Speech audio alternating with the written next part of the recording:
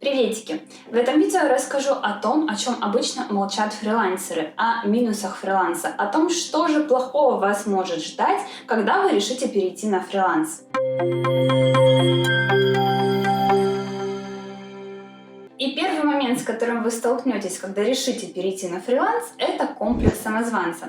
Это такой психологический момент, когда какой бы вы ни были профессионал в той или иной сфере, когда вы переходите в другую компанию, либо на другое непривычное место работы, вам кажется, что ваших навыков недостаточно, они никому не нужны и вообще ужас, кошмар.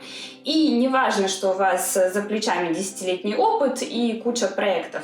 Перейдя, допустим, на тот же Upwork, вы можете зайти, не понять, что там происходит, и решить, что там работают только мегапрофессионалы, и вам до них явно далеко. А в особенности этот момент вас будет преследовать поначалу, когда вы только зарегистрируетесь, еще ничего не будете понимать, и вам будет сложно взять первые свои заказы. Кстати, о том, как взять первый заказ, и чтобы это сделать достаточно просто, у меня было отдельное видео, ссылочка сейчас будет вот здесь вот на него. Так как же с ним бороться? Первое, реально оценить свои навыки, то есть посмотреть, что вы можете сделать. Второе, зайти на тот же Upwork, либо на другую фриланс-биржу, на которую вы решите зарегистрироваться, и посмотреть, какие же существуют заказы. Лично у меня был момент, я тоже думала очень долго, что моих навыков недостаточно, английский я не знаю, и вообще у меня ничего не получится. Но после того, как я реально зарегистрировалась и посмотрела ленту заказов по своему профилю, а именно по видеомонтажу, я поняла, что 90% заказов, которые там есть, я реально могу спокойненько выполнить. И после этого я такая задумалась, за чего я вообще сидела все это время и не зарегистрировалась раньше? Вот это дура была.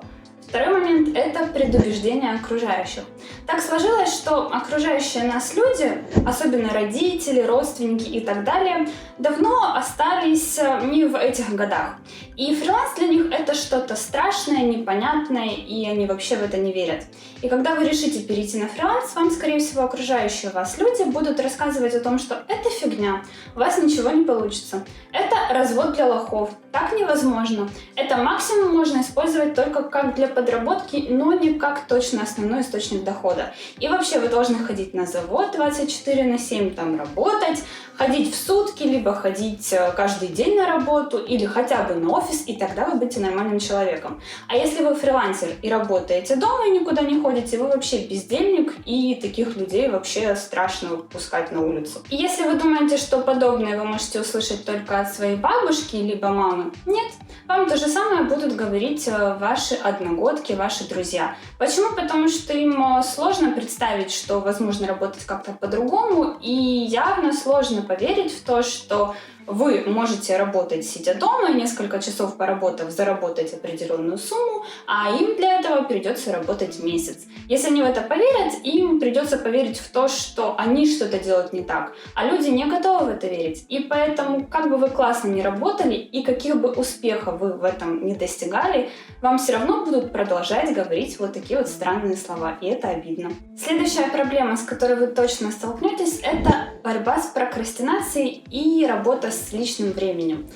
Когда вы ходите на офис и на работу, у вас есть четкий график, когда вы можете работать. То есть вы должны там проснуться в 7 часов, на 9 поехать на работу, там поработать, неважно, вы там работаете какую-то часть времени, какую-то не работаете, и потом в определенное время уйти с этого офиса. На фрилансе не так. На фрилансе вам пришел заказ, и вы должны заставить себя его сделать. А это часто сделать очень-очень сложно, говорю по собственному примеру. Очень часто бывает так, что есть заказ, я знаю, что у него есть, например, неделя, и есть такой вариант, когда оттягиваешь на завтра, на послезавтра, на еще несколько часов. Или знаешь, что у тебя на заказ есть один день. Заказ ты будешь делать в течение часа. То есть, где-то час-полтора потратишь на выполнение этого заказа. Просыпаешься с утра, казалось бы, можно проснуться, сесть, сделать заказ, забыть, получить свои деньги, получить отзыв, все хорошо. Но очень часто лень проснуться и что-то начать делать, просыпаешься, думаешь, ладно, через часик начну работать, и залипаешь в сериальчик так на полдня, а потом, попыхав в последний момент, берешь и начинаешь делать этот заказ. Например, как я снимаю вот это вот видео. Мне часто очень сложно себя заставить снять видео вовремя, и поэтому вот это вот видео я снимаю в сколько? 2:30 этого же дня, когда я его и выложу. Хотя могла его снять гораздо-гораздо раньше. Поэтому для успешной работы на фрилансе нужна самодисциплина и самоорганизация хорошая.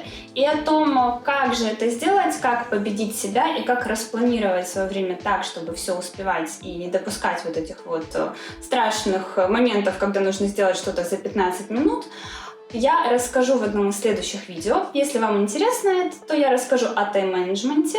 И напишите, пожалуйста, в комментариях, интересно вам это или нет. Следующий момент – это отвлекающие факторы. Очень часто бывает, что когда вы работаете дома, вы находитесь при этом не одни. Вы находитесь со своими близкими, родными и так далее. И у разных людей отвлекающие факторы действуют по-разному. Кому-то нормально, когда, например, работает телевизор, либо много людей вокруг говорит. Кого-то раздражает, когда кто-то перед глазами бегает, и ты кого-то видишь. Кого-то раздражает, если ему некомфортно физически. То есть у каждого человека свои ключевые отвлекающие факторы, которые его бесят, по сути. Например, у меня отвлекающий фактор – это звуки. И когда мне нужно поработать, мне нужно сосредоточиться, и мне нужно находиться либо в тишине, либо слушать хотя бы какую-то мелодию, которую я не понимаю, над которой я не задумываюсь. И очень часто бывает, что лично меня раздражают окружающие звуки. И поэтому для того, чтобы этого избегать, и для того, чтобы сосредоточиться на заказе, мне приходится использовать, допустим, вот такие вот наушники, превращаться в Crazy Frog, и тогда я могу работать. Также вам нужно понимать, что вы столкнетесь с похожими моментами, которые вас будут отвлекать, и вам нужно будет с ними как-то бороться. То есть не идеальный вариант прийти, например, в кафешку и там работать, потому что там как минимум будут отвлекающие вас факторы. Следующий момент – это дефицит живого общения. Если вы интроверт, вам в этом плане проще. Вы можете очень долго проводить за компьютером, долго проводить время сами и при этом не будете страдать.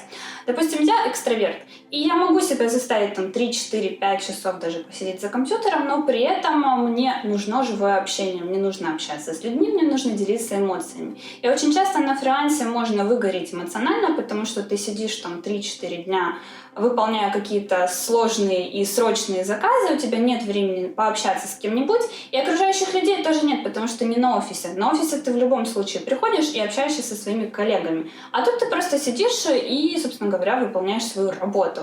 И при этом нужно находить способы себя отвлечь, нужно находить время на отдых, на общение для того, чтобы не испытывать эмоционального выгорания и вообще не впасть в депрессняк о том, что просто не с кем общаться. То есть ты вроде как деньги зарабатываешь, вроде как все хорошо, а эмоций не получаешь. Печалька. Следующий момент касается заработка. У вас нет четкого понимания того, сколько конкретно денег вы заработаете в тот или иной месяц. Поначалу вам, скорее всего, будет вообще сложно, поскольку нужно будет нарабатывать базу своих заказчиков, нужно будет искать этих заказчиков, и самое интересное, нужно тратить время на их поиск. То есть у вас часто может быть такое, что вы можете заказ выполнять буквально там за час-полтора. Я описывала в нескольких своих видео о том, что я делаю заказ буквально за час-полтора и получаю там $100-200 и так далее. Но в реальности можно очень много времени потратить на поиск этого самого заказчика. То есть если вы работаете на Upwork, вам нужно следить за лентой заказов, отправлять сопроводительные письма, писать эти письма, думать о том, как это сделать. И это забирает достаточно много времени. Ты это время вроде как не учитываешь, и вроде как кажется, что ты его не тратишь, но в реальности на это уходит очень много времени. Потом, когда вы уже наработаете свою базу заказчиков, базу клиентов, вам самим будут люди уже писать о том, что мне нужно то или иное, и вам придется меньше времени тратить на поиск этих заказчиков. Но все равно это время будет уходить. Ну и последнее – это сбитый режим дня. Часто, когда вы работаете, особенно на Америку, вы работаете ночью. И хорошо, если вы сова, и вы нормально можете переживать то, что вы можете там, до 3-4 утра не спать, а потом спать днем. И вам комфортно, и вам классно. Но если вы вдруг жаворонок и при этом должны ложиться пораньше и просыпаться пораньше, вам будет сложнее работать. При всем при этом, как бы там ни было, вам придется еще свой распорядок дня как-то, скажем так, сопоставлять с вашими домочадцами. То есть может такое быть, что вы всю ночь работали и там в 4 утра уснули, а у вас все просыпались там в 7-8 дня, и вы в итоге, в смысле утра, и вы такие встаете, как сова такая сонная с картинки, может быть, найду, вставлю, и вообще не знаете, кто вы, где вы и что с этим делать. Если вы фрилансер, вы, скорее всего, узнали себя в некоторых из тех моментов, которые я говорила, а может и во всех. Конечно же, я что-то упустила, поэтому если вы еще нашли минусы фриланса, то, пожалуйста, напишите их в комментарии, возможно, будет вторая часть этого видео, и я их тоже расскажу. А также не забывайте ставить лайки, подписываться на канал, и всем пока!